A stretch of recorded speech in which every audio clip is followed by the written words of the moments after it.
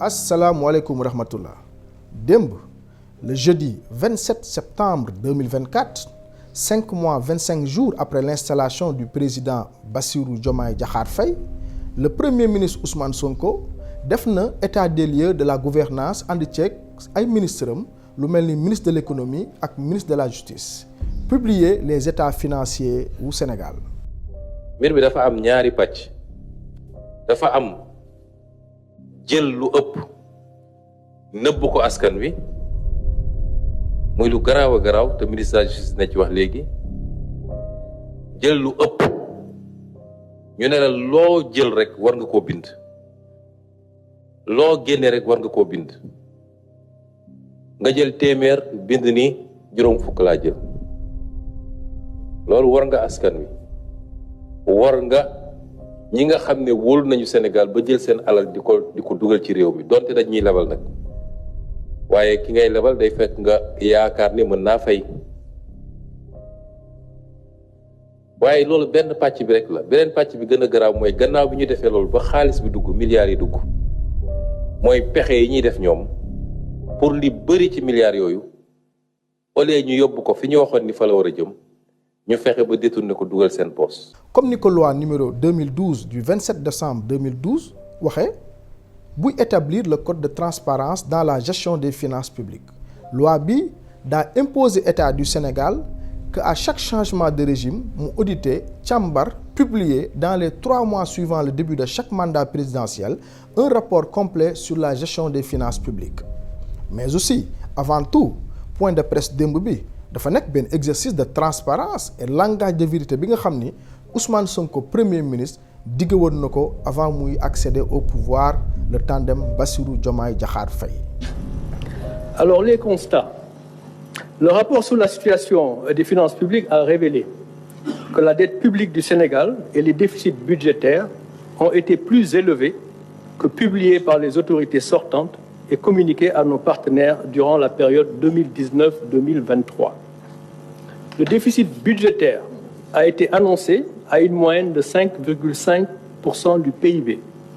sur la période 2019-2023. Mais en réalité, il a été en moyenne de 10,4%, soit près du double. La dette publique a été annoncée en moyenne à 65,9% du PIB durant la période 2019-2023. Mais en réalité, elle a été en moyenne de 76,3% du PIB en raison des déficits publics plus élevés que publiés. ñu jàngee ci nag des actes graves yu ñu mën a considérer comme des actes criminels envers le peuple sénégalais ay crimes économiques sur le dos des Sénégalais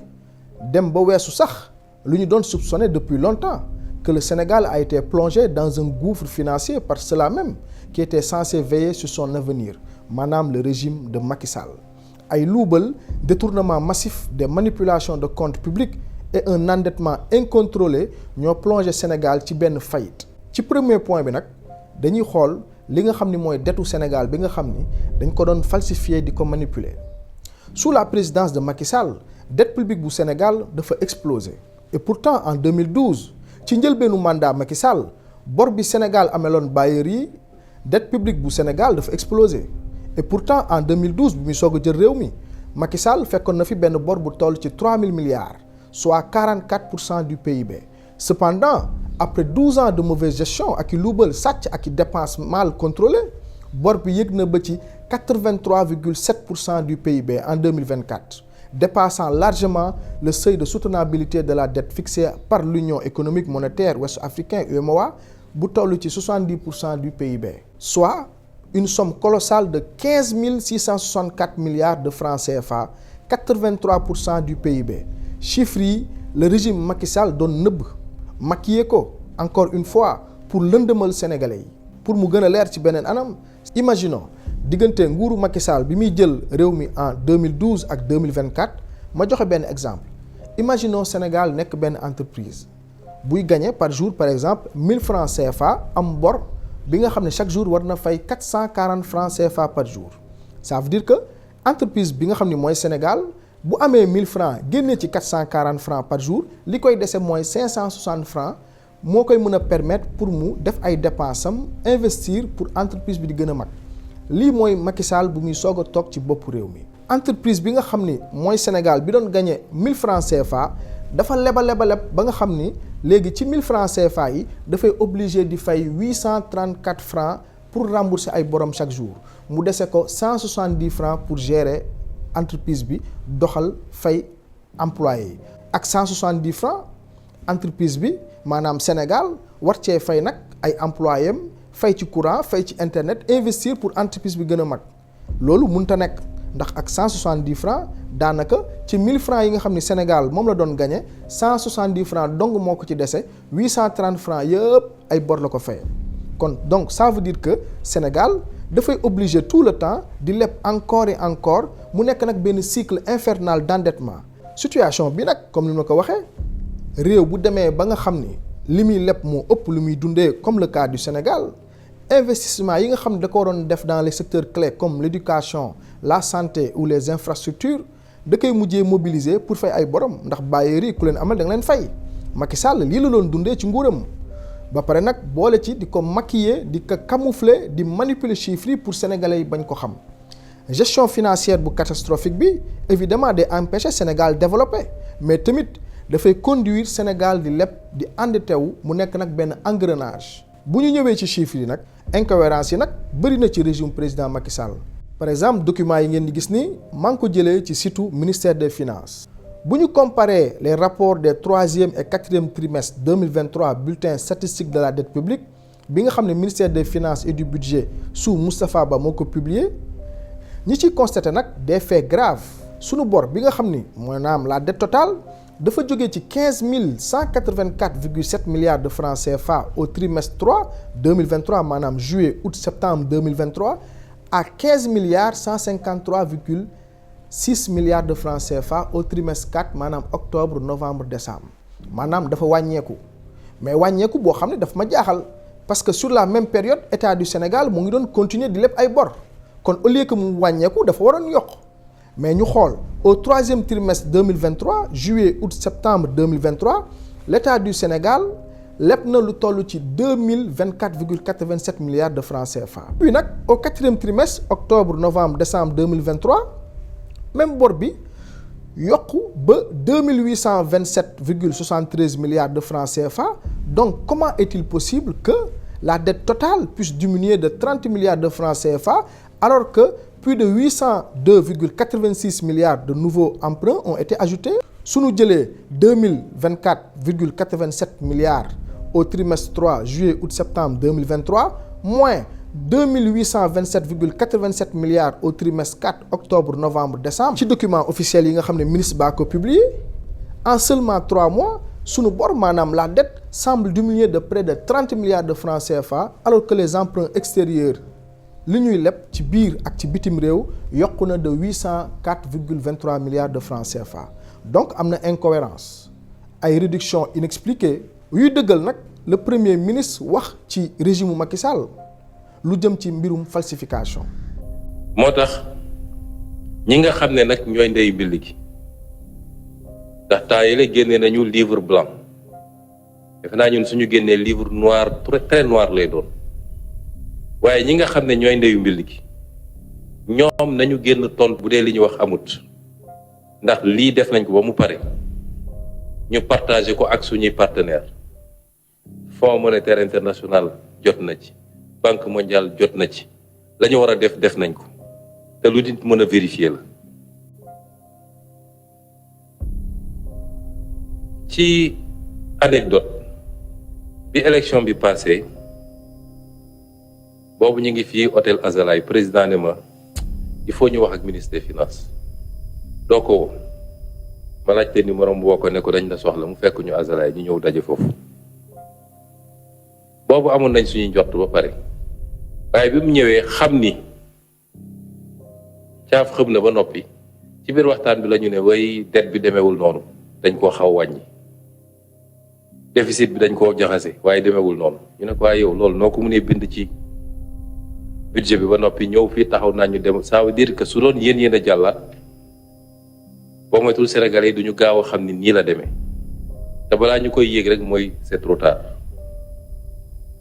am na sax masse salariale bi te boobu ba léegi service ministère des finances ñi ngi continuer di jeex ci biir budget bi ndax dañ koo tasaare dugal ko ci ay lignes yu bëri ba nga xam ne jafe naa dajale loolu nag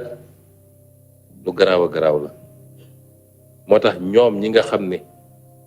defe naa ñoom rek a war a wax fi mu toll nii ñi jaar fii ci ministre des finances Amadou Ba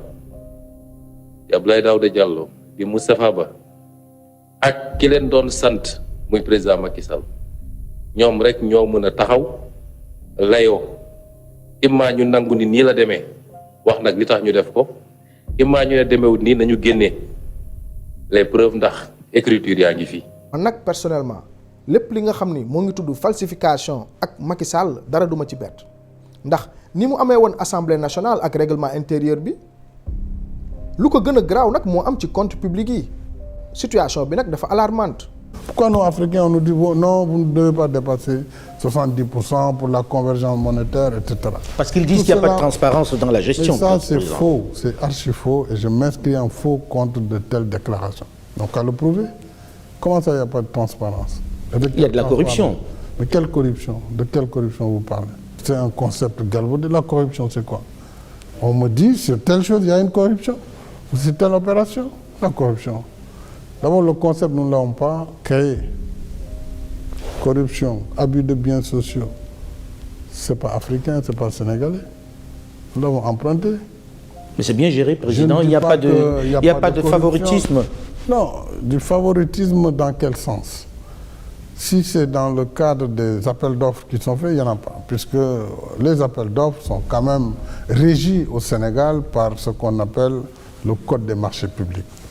qui est vraiment piloté par des gens insoupçonnables, vraiment très sérieux, qui ne font pas de la politique, qui ne sont pas dans les partis. La société civile est présente dans ces instances. Le secteur privé est présent dans ces instances. L'État est présent aussi. Premier ministre Ousmane Sonko démb tudd na le détournement de 605 milliards de francs CFA. Oui, ñoo ko déggandoor 605 milliards de francs CFA. yi ñu prévoiroon pour financer des projets vitaux maanaam projet yu am importance pour fonctionnement wu Sénégal en 2024 Macky Sall ak i ñoñam dañ ko luubal détourné ko avant même que 2024 di commencer. coowu gouvernement bi dañ koo bàyyil xaalis bu ne gàññ mu yokk ca dem lebi moom la ñuy wax surfinancement rapport audit bi li mu wane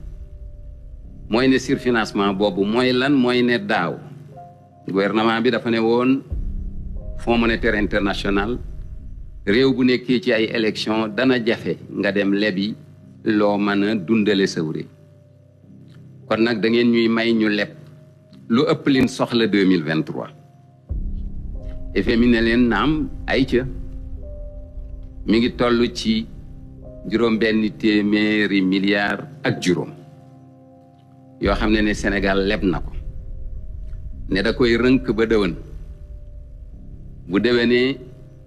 comme élection ñëpp a xam ne dana bari luy xew au moins danaa mën a fay ay salaire danaa mën a fay samay bor danaa mën a bi gouvernement bi ñëwee fekku fa dara mooy ne dépensé nañ ko daaw te nin ko waxee bi ñu xoolee fu mu dugg am na ci loo xam ne gis nañ fu mu dugg loo xam ne awul ci budget am na ci leneen loo xam ne ñu ngi saytu ba léegi fan la jaar li muy wane rek mooy ne coow li fi amoon yéen waa presse bi ngeen dégg ko ci surfinancement bi te am ñoo xam ne dem nañ bay yàq lu ne gouvernement bi mënagul woon a wax ndax bala ngaa wax da ngay teg lépp ci yoon dem xool li ngay saytu waaye ban ko xoolee juróom benn téeméeri milliards yoo xam ne buñ ko bàyyiloon gouvernement bi yaakaar naa dana bari lu yomb defuñu ko. Mais au lieu d'être utilisés de manière responsable, 605 milliards ont été gaspillés, consommés sans explication claire, laissant le pays sans ressources pour financer ses priorités. Sous le régime de Macky Sall, dégg nañ fi ay dossiers secret défense pour nëbb ay contrats yu signé mais le premier ministre Ousmane Sonko siwal démb gën na grave encore plus de 2500 milliards yi ñu luubal pour échapper au contrôle habituel de passation de marchés publics dañ ko def sur le sceau de secret défense, pas pour protéger la sécurité nationale, mais dañ ko doon utiliser pour contourner les règles de transparence, ouvrant la voie à des contrats attribués sans appel d'offres, souvent à des proches du pouvoir. Ndax secret défense fu mu am institution de contrôle telles que Cour des comptes ou inspection générale IGE duñ ci am accès. Donc en abusant de cette couverture, le régime a soustrait des milliards de francs CFA à la transparence, alimentant ainsi des soupçons de détournement et de mauvaise gestion. Et l'utilisation abusive du secret défense. Plus de 2500 milliards ont été dépensés ces 4 dernières années sous le sceau du secret défense pour échapper aux règles des marchés publics. Et bonjour les dégâts. Et donc toutes ces pratiques ont facilité la corruption. Plus de 25 000 milliards de CFA ont été mobilisés, offrant un champ illimité à toutes les dérives. De telles pratiques, y compris celles consistant à contracter des crédits bancaires hors du circuit de contrôle budgétaire, ouvrent la voie des dérives dans l'utilisation discrétionnaire des ressources. Le Trésor public s'est retrouvé dans une situation où il n'est au courant de ces opérations qu'au moment de leur effectivité ou au moment du remboursement des prêts contractés. Le Sénégal va se relever avec la vision Sénégal 2050 bi nga xam ne président de la République ak premier ministre Ousmane Sonko ñoo ko tëddal pour teg Sénégal ci ay raay yu bees ci kàttanu yàlla jël nañu engagement redresser réew mi tegaat ko nag ci ay raay yu jub ci raayu naataange. incha allah projet vision Sénégal 2050 moo nar a soppiwaat réew mi gis nañ fi nag opposant bu nekk mais ñun Ousmane Sonko la ñu jox bopp Ousmane Sonko la ñu wóolu pour restructurer économie Sénégal jëlee fi ndóol ak bekkoor ci diir bu yenu maanaa en orientant les dépenses publiques vers des projets de développement durable, en réinvestissant dans les secteurs stratégiques tels que l'agriculture, la pêche et l'industrie, et en garantissant une transparence totale dans la gestion des ressources publiques comme ni ko gouvernement actuel di doxalee. fii nag la ñuy yem defoon vidéo bi rek pour indi ay leeral ginnaaw bu premier ministre Ousmane Sonko le 27 septembre 2024 def na point de presse am wax lu jëm ci situation économique gu Sénégal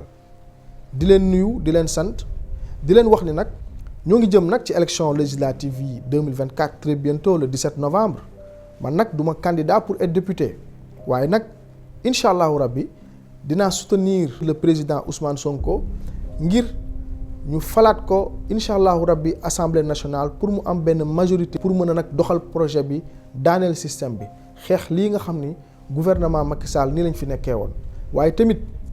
tabax Sénégal bu gën a am doole Sénégal bu naat ko jërëjëf.